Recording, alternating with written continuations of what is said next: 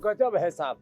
देखो इधर एक हमारा बालक पारस है, वो एक पारसमणि लेकर के आया है। ये कान में छेद करता है, कर्ण भेद जिसको बोलते हैं। नीचे तो लोग कुंडल आदि पहनते ही हैं, ये ऊपर की तरफ करता है। जैसे इधर पहाड़ में, उधर राजस्थान में, ये कान में ऊपर की तरफ छेद करके और उसमें एक धागा डाल देता है और बचपन का अस्थमा, दमा, एलर्जी, कफ, कोल्ड गायब हो जाता है। ये भी एक बहुत बड़ी विद्या है।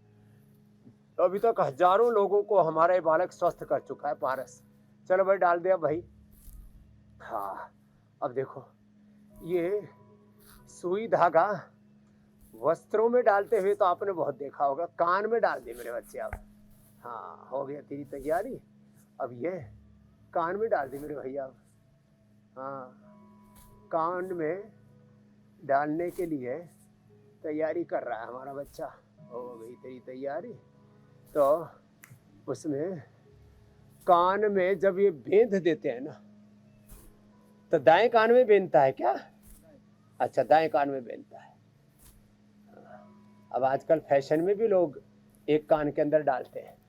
तो ये कान में बेंध करके फिर बाद में उसमें किसी को भाई सोना चांदी हीरा पहनना हो तो पहन लेना। ये तो धागे से ही काम कर लेता है हमारा बच्चा। तो ये कान छेदने का स्वामी जी कुछ कनेक्शन है क्या? है हमने सेहत से, इम्यूनिटी से? कान छेदने का कनेक्शन हमारी जीवनीय ऊर्जा से है।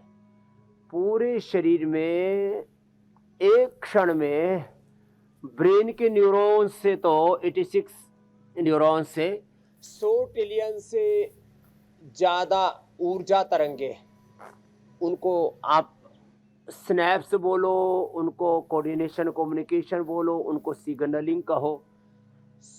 एक क्षण के भी 20 लाखवें हिस्से में 100 ट्रिलियन से ज्यादा ऊर्जा तरंगे तो बस इससे निकलती है। और एक एक सेल में एक क्षण में 1 लाख से लेकर के 1 करोड़ तक जब योग करते हैं तो यौगिक, दिव्य, आध्यात्मिक ऊर्जा स्पंदन पैदा होते हैं।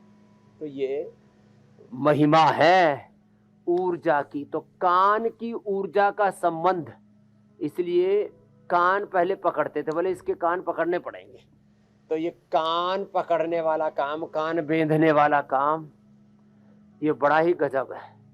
और हाँ, और कान भी अलग अलग जगह से बेंधने से हर्निया से लेकर के, अस्थमा से लेकर के लीवर किडनी की प्रॉब्लम्स, कान में जैसे हाथों में पैरों में एक्यूपंक्चर, एक्यूप्रेशर के, मर्म चिकित्सा के सारे केंद्र हैं, ऐसे कान में भी सारे केंद्र हैं।